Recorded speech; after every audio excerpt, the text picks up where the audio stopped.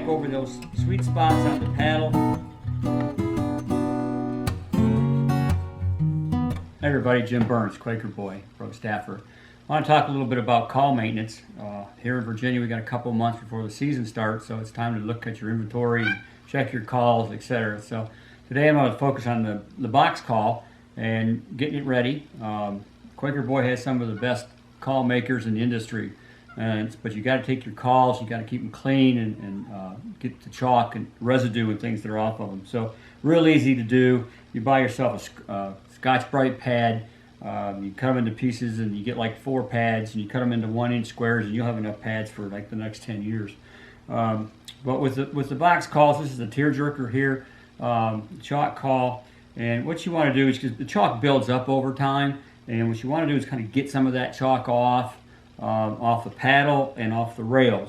And while you're doing that, you want to try to also to keep your hands off it, because your hands have oils in them, and you want to try to keep that off the rails and the paddle. To do that, you can just kind of hold the paddle. You can see there's chalk on here, and you take the scrub pad, the little Scotch-Brite, and just kind of real lightly go over those just to get that chalk off of there. That old chalk that kind of gums up everything. You do it on the paddle, and you do it on the rails. You never want to use sandpaper, because you don't want to change the integrity of the paddle or the rails. Again, like I said, Quaker Boy's got some of the best box call makers in the industry. And they do a great job. So you don't want to change that integrity. You don't want to put any flat spots on it. So you never want to use sandpaper.